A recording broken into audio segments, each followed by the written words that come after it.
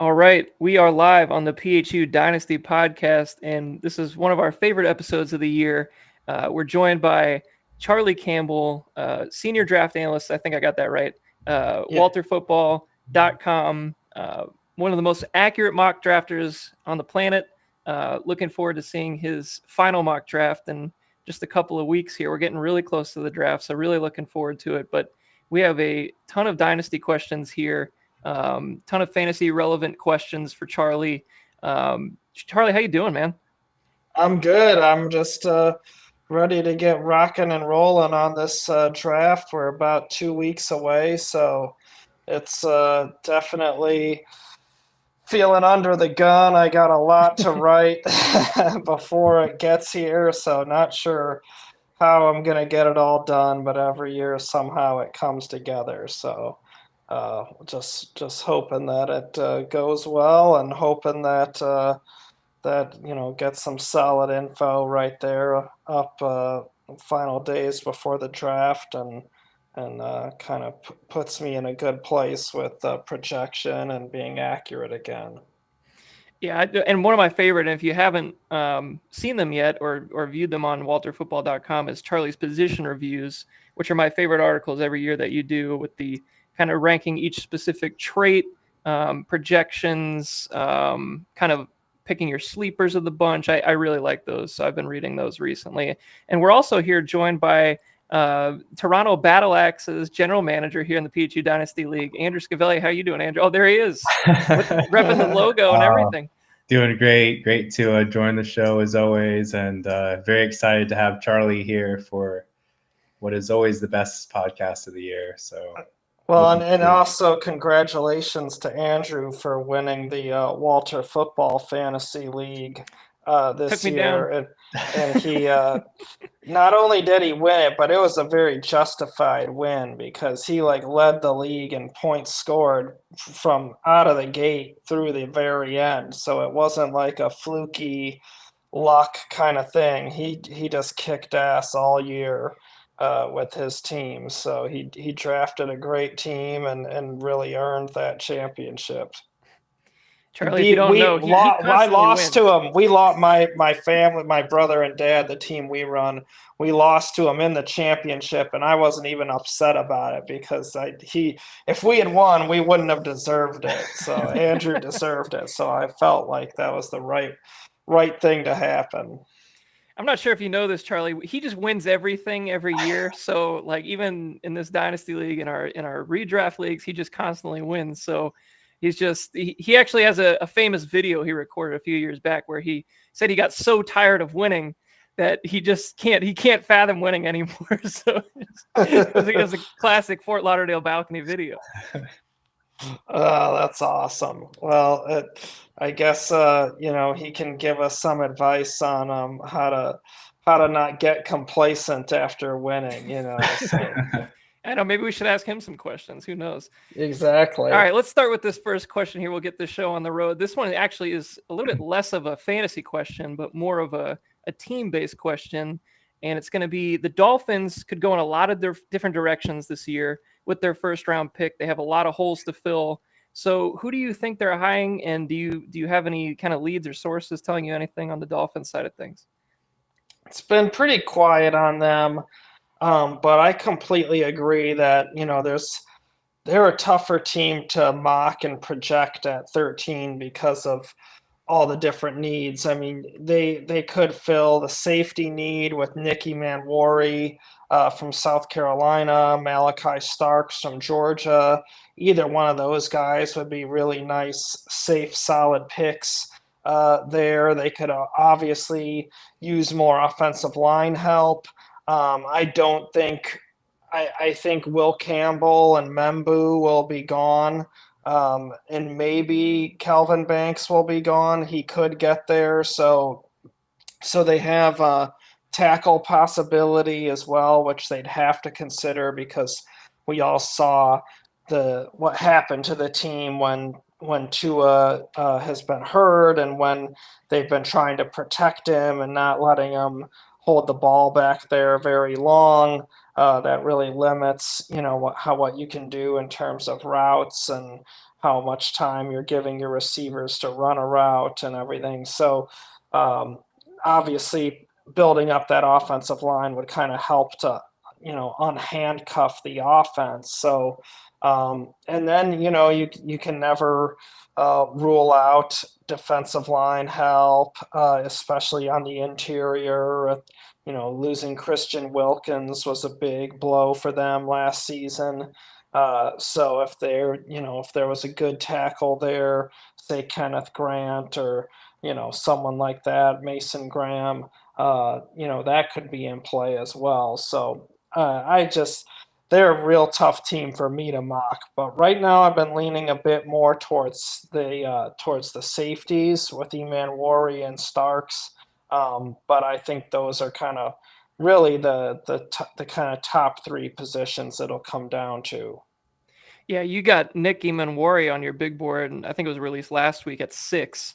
So would you say you're drinking the Nick Emanwari Kool-Aid at this point? Yeah, I mean, I have been all year. I mean, since very early in the season, and just talking with some team people that I know and trust, who are really phenomenal evaluators of defensive backs, they were just over the moon with him and just what he can do for a defense because he's 6'3", 220. So he's basically, the size of a linebacker, but he has the speed of a wide receiver. He has the strength of a linebacker. So he can do so many things in coverage that are rare for a safety with that size. So a safety that size that can do the things in coverage that he can, really haven't seen many of those guys. And they said it was reminiscent of Sean Taylor back at the Washington days, being a safety that big that can do what he does in coverage. So, the unicorns, the rare players, those are the ones that really rise and also are just teams fall in love with because it's so hard to find that kind of guy and they can do so many things for you. So, and make your defense more versatile and unique. And so I've had him going ahead of Starks and in part because of that. But I think both of them will go top 20 if I had to make a projection. Yeah, he's a really fun player to watch. He's such a Swiss Army knife. Scavelli, let's go to you here with the second question. All right, so to continue with the top 20 theme and to get into tight ends a little bit, Warren and Loveland have been in the top 20 for many of the top analyst boards. You expect either of those guys to have a similar year one impact like Brock Bowers? That's a good question.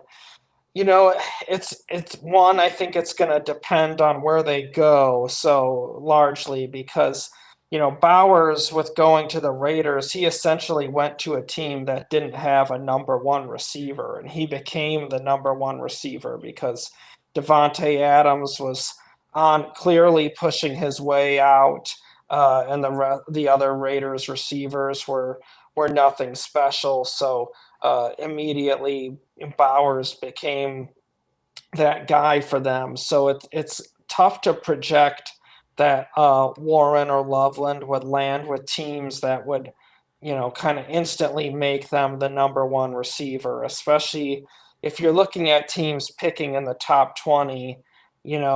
I really don't see a team that would really fit that bill because they all kind of have a number one receiver at this point, or they're just probably not going to take a tight end that high. I guess I think if you say Denver, if they didn't take a running back and they took one of those tight ends, I think they could, come in and have some good production right away. Even though they signed Evan Ingram, you just don't know how long he'll stay healthy.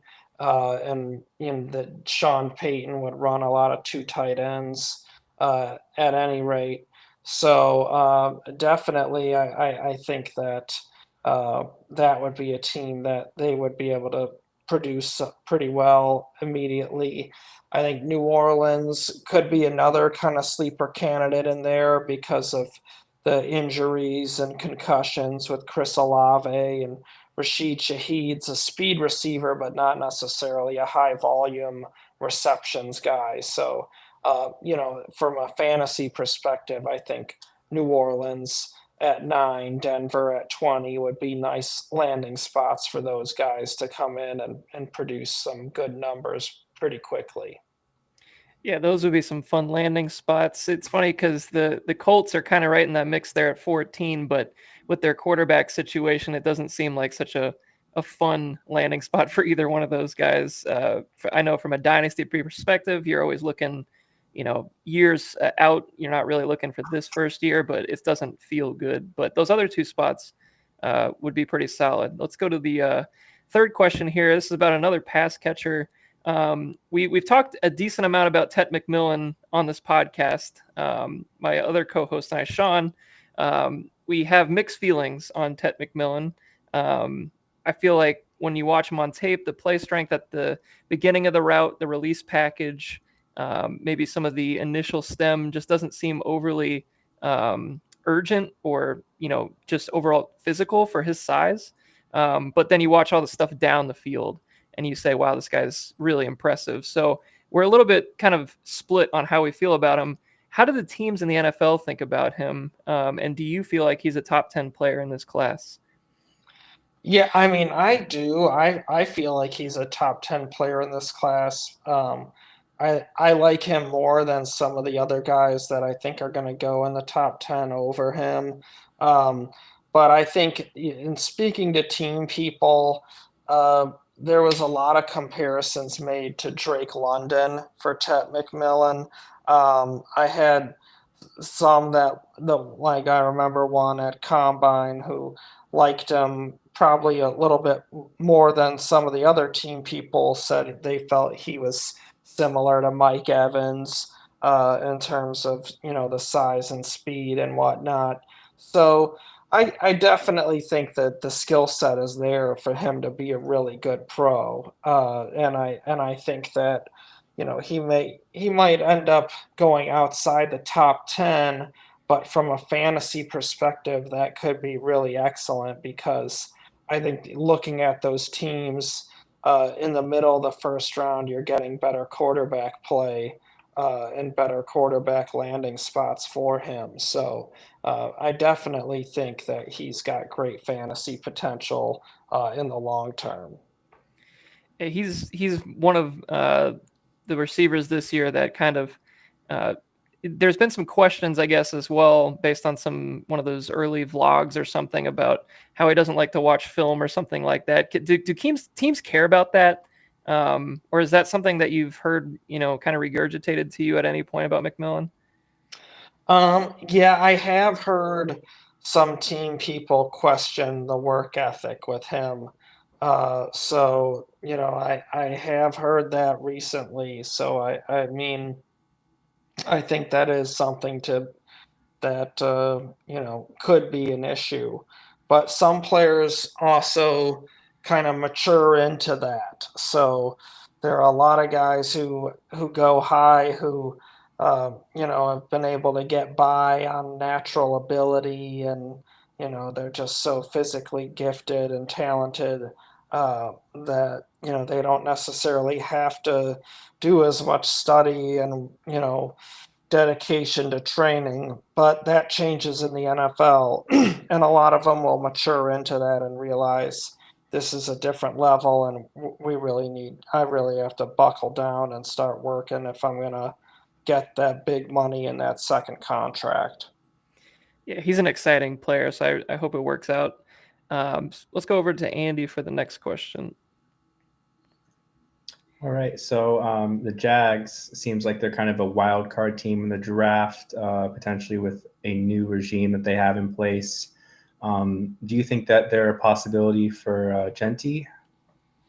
I would say it's not impossible, but not likely. I think with ETN there and Tank Bigsby, they kind of have bigger issues to address on the offensive and defensive line. And from talking with Jags people at Senior Bowl and then at the Combine, those were the positions they really kind of kept going back to. Cornerback, they said, was something that could be considered as well, but they never really mentioned running back. And I think with the quality of this running back class, they could, if they want to find more competition and potential upgrade, I think they could look at that on day two, and then come away with a player that's going to help them up front on the offensive or defensive line at 5. Yeah, there's just so many good running backs this year. It feels kind of unnecessary when you already have some of your holes filled in the running back room with Bigsby and ETN. Let's go to a quarterback question here. Not about the top 2 quarterbacks, but will Jalen Milroe be the 3rd quarterback off the board? I think this is an interesting question for dynasty purposes because he does have that rushing upside that people really chase after. So have you been hearing anything on Milroe kind of being in that 3rd quarterback conversation? Not so much. I mean, I've heard, mainly the consensus is that Jackson Dart will be the 3rd cornerback off the board. I do think that though that Milroe's kind of in that mix to go on day 2 though. So I think he's in there with guys like Tyler Shook and Will Howard, Quinn Ewers.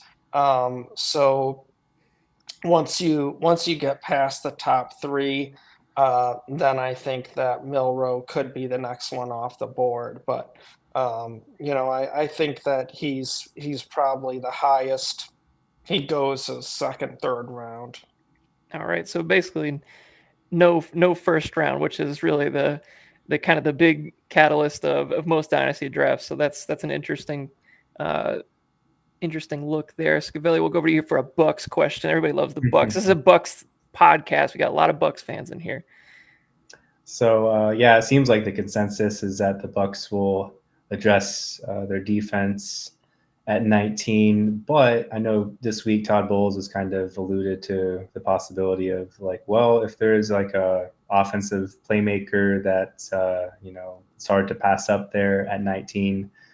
Maybe they'll go that route instead. Is that something that you're seeing, or do you think that's more of like a smoke screen on their end? Yeah, or would they really consider a wide receiver?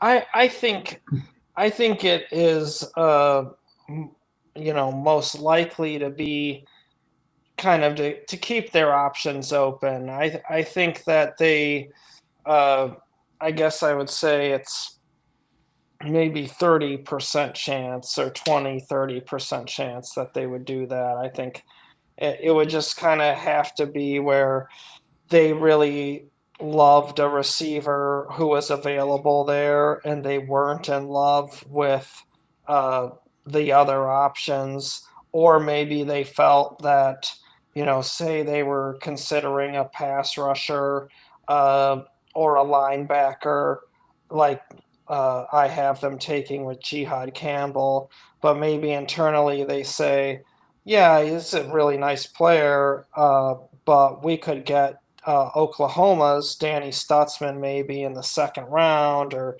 Jeffrey Bassa from Oregon, or Scheswinger from UCLA, and then we could take a receiver like that we love here, like a Mecca Ibuka or Luther Burden or Matthew Golden or one of those guys, and then we come away with kind of something we really want and also a comparable player at that other position. So I do think it's possible. I don't think it's pure smoke because you got to consider the age of Mike Evans. Chris Godwin's re-signed, but he's coming off a serious injury. These guys aren't going to play forever. It's an offensive-driven league. So if there's a receiver that they love, I do think that they would definitely consider it. I think they even interviewed or did a top 30 visit with Golden today. So that kind of reinforces that as well. Speaking of offensive players and just teams that could take offense in general, let's talk about the Raiders for a second. You have an excellent track record with the Raiders. I remember the Alex Leatherwood from years past. Lots of great hits in your mock drafts for the Raiders. What might they be thinking at 6 this year? Because I feel like if anybody knows what's going on, it's you. Yeah, I mean, that's an interesting one because so at the combine, I spoke with people there and wrote some pieces about they have some love for GNT and Tat McMillan, and both of those guys were in play for them. And then on my last night there, I spoke with some other Raiders staff um, who I was just kind of meeting for the first time, but are important voices in the building. And they weren't as, enthused with taking one of those guys at 6. They felt like, well, we could get, a good running back and a good receiver on day 2 and use that 6 pick on something else that we need, like corner or addressing offensive line or something like that. But other guys there, disagreed and felt like, well, if GNT is the best player, just take him, and you go with the best player. Uh, and so, and then you also got to keep in mind that Pete Carroll's son is the run game coordinator at Las Vegas. So, I think part of Pete Carroll is wanting to set his son to have a good long coaching career. So, helping that run game by taking GNT would definitely be an asset to helping making his son look good. So that kind of stuff matters with teams more than I think people realize. Nepotism is a big thing in the NFL. So uh, I definitely think the options are kind of open, but I will say I hope to get some real clarity on that. So I think my final mock the morning of the draft will have a good idea on that. And I think that yeah, that final week, hopefully I get some good info there.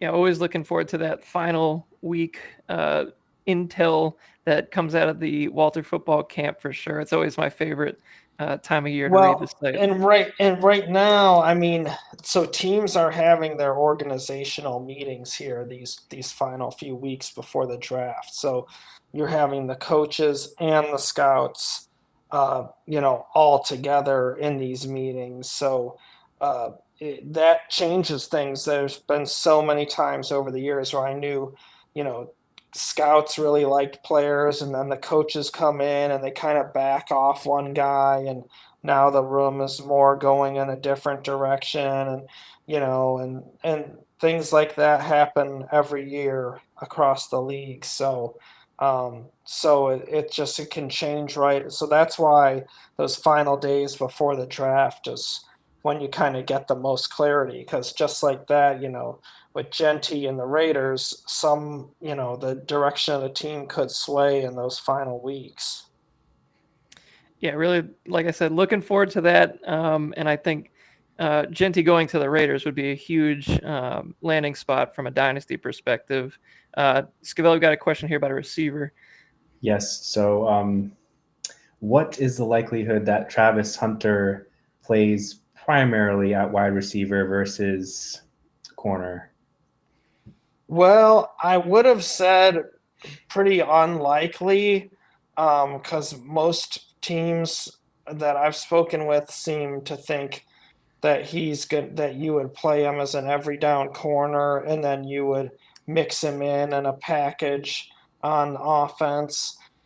But it sounds like the Browns might differ from that, and he's in play to go to them with the second overall pick, and they sounds like they might be more inclined to make him a full-time receiver as his primary position. So, uh, I think that's kind of changed it all, and really makes a big uh, world of difference. So we'll see how that how that plays out. But I definitely think that every other teams it would be a corner, but with Cleveland, it sounds like he could be primarily a wide receiver. Yeah, that would be a huge shift in the dynasty landscape from a first round rookie pick perspective. Right now projected, as a defensive back primarily, he'll probably go somewhere between, picks 5 and 10. But if they come out in the press conference, after drafting him and say he's going to be a receiver, he could go as high as 1-2, 1-1, even if you really love him, just because he's so special. We can go next to another dynasty relevant position, probably the most in our league, is the running backs. We have a couple of guys that are kind of clumped up, I would say. I feel like most people have Omari and Hampton and Ashton Genty kind of as those 1-2 guys or 2-1 guys in that order. Who do you prefer between that next tier of backs, including like Judkins, Caleb Johnson, Travion Henderson? I mean, I prefer, I mean, it's hard to say without seeing the landing spots, but sure, I would be inclined if I had to bet on, I would lean towards Travion Henderson in part because I think he's going to catch more passes than the other guys, where teams really like what he can do as a receiver. And I also know they really love what he can do as a blocker. So that's going to have him in the game and those pass sets and in the 2 minute and everything like that. So because of that, I think if you're thinking of a PPR league or half point PPR, he's going to catch a lot of passes and that's going to bring a lot of added value. So he's kind of the one that I like the most for fantasy. Then after that, I'd probably say Judkins. He's most durable. He might be, I'd say physically he's more talented than Henderson in terms of like size and speed, power, just all around kind of running ability. But Henderson gets the edge because of the receiving. And then I'd put Johnson third. He has a good skill set, but lacks a little physicality and has some maturity issues according to teams, and so I would put him behind those two. Yeah, Johnson seems like a kind of a prime fit for like a zone blocking team as well, so it's gonna be very landing spot dependent for him. Let's go to Scavelli for the next question here about a surprise second round tight end. So yeah, it seems like every year, there's your share of surprises in the second round. So who might that tight end be this year?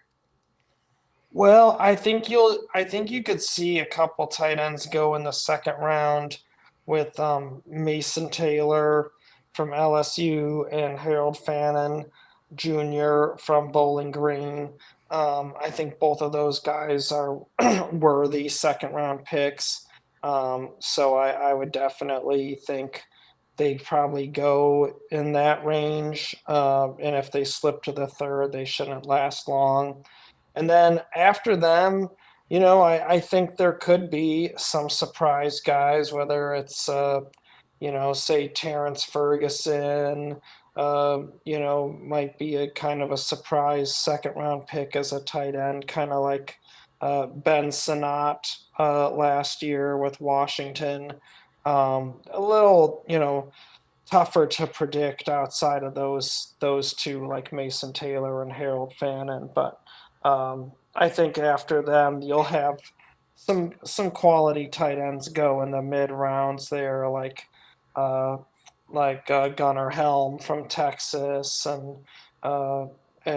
and Ferguson there as well. So there'll be some decent ones there, but from a fantasy perspective, I probably wouldn't be looking to really draft anyone until the very late rounds after those, top five, where you have Colston, Loveland, and Tyler Warren, Elijah Arroyo, Mason Taylor, and Harold Fannin. Yeah, it seems like another like deep group, but just in terms of fantasy, you're kind of looking for those high draft capital guys. Sticking with the pass catcher theme, we'll do a few more questions here for you, Charlie. There's been a lot of talk about these top five. I think there's a kind of a McMillan, Hunter, Golden, Burden, Nickbuga.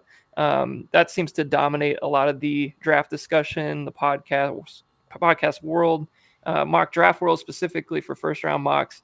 Who are your favorite receivers in that next tier once you kind of get out of that top five? That's a good question. I mean, I think Jaden Higgins could be a good one, especially on day two, just because he's got really good size to him, ran better than expected. I think he's going to be a red zone weapon. I would probably say my favorite receiver after the first round would be Alec Ayomanor from Stanford. He's big, physical, tough after the catch, plays faster than the time speed would probably say. So I really like him as a second round receiver. I think he's going to be a nice value pick for someone in the second. So those two guys kind of stand out to me also because with their size, I could see them being more high volume receivers and get you good, PPR points in fantasy. Yeah, I think there's a lot of guys in that second round. Imanor, Higgins. I've heard a lot of Jalen Knoll talk as well. I think there'll be at least a couple of hits in there. So actually, is a good segue into Scavelli's next question here. So, what skill position players are NFL teams higher on compared to the media? Yeah, that's a good question. So, I would say some teams really like Savion Williams from TCU because of the size, speed, and really what he did as a running back as well at TCU. However, I did hear from teams recently where they kind of question his ability to learn and kind of master a playbook. So that caused me to push him lower in my mock draft. But I know a lot of teams really liked the skill set with him. Um, so he would be in there. I think Isaiah Bond from Texas. I know some team people that really like him and his potential in the media. He was getting hype at the combine some just for the potential to run a really fast 40. But other than that, you really haven't heard a whole lot about him. But I know some team people that really like him. Yeah, Bond is an interesting watch. I watched him the other day, and he's so explosive. I just wish he got the ball more. Frankly, there's not a whole lot of touches for him. All right, we'll do our last question here, and this is kind of a fun question. Since you were so accurate last year in your mock drafts, and the Michael Penix situation in general last year was just so wild. Will there be a crazy Michael Penix or Cole Strange or like even a Jack Campbell for the Lions a couple of years ago was kind of a outside the first round pick at the time? Is there anything crazy like that you're going to predict this year? Or is it just too early to know that right now? Yeah, a little early to know. I was happy that I got some late intel and bet that Penix pick. Um, so that was nice. But yeah, a little too early. I mean, I'm trying to think of who I've heard might end up being kind of surprise guys. It's hard to say because of the timing and the team meetings right now. Um, if you guys email me this question or text it to me the week of the draft, I can probably give you a better answer on that, and then you guys can just share it, and if you're doing a stream that week. or just amongst your group. But yeah, follow up with me on that to give you a better answer. Right now, it's harder to say, but someone did ask me on the last show I did with Walt, kind of who might be a shocking first round pick, and I had to pick someone. Um, and the name I went with was Danny Stutzman, the linebacker from Oklahoma, because he's just interviewed extremely well. He's got 3 years of really good tape, just a tough, kind of blue collar middle linebacker, and there are teams that are picking in the 20s and the back half of the first round that could use young linebacker help. So that one is, if I had to kind of go with just taking a random shot in the dark on picking a huge upset of a first round pick, I'd probably go with Stutzman. He's a fun linebacker to watch, man. He just flies all over the field, and he's got that dog in him, if you will. Feel like he'd be a classic Lions pick, but they have their needs filled there at linebacker. But yeah, all right. Well, we'll definitely get with you via email or something the week of the draft, and we're definitely gonna do a stream, as we get closer to the draft here. But really want to thank you for your time here, Charlie. I know you're a very, very busy man with everything going on with the draft, and if you haven't checked him out, which I don't know what you're doing. If you haven't checked him out at this point, 3 years doing this with Charlie, you should be all over Walt football, looking at the big boards, looking at the mock drafts. Like I said, the position reviews that Charlie does, just unbelievable content over there on walterfootball.com. So make sure to go check it out. Scavelli, thank you for joining me as well. Any last words here for Charlie? All right, we'll end it right there. It was a really good stream, and I'm looking forward to another year of hopefully beating Scavelli in the Walter Football League. I'll try my hardest to knock him down in that league, but it seems like he's just got everything under control with his excellent drafting, his excellent in-game management. I had a start last year where I started Neighbors. I think one of the week he was hurt, so I don't deserve it at all. So I think somebody's got to win other than Scavelli. Got to knock him down. Yeah, well, he's the champ for a reason. He's been a mainstay in the playoffs, and I don't think this was his first year winning it. So, Oh my gosh. so A lot of luck involved for sure. Oh but- yeah. no, Thank you so much, Charlie, for coming on. And thanks for amazing, having me. as always. Love you guys. You guys are my brothers. So, well, we can also connect after the draft and kind of analyze these landing spots and how that shakes things up.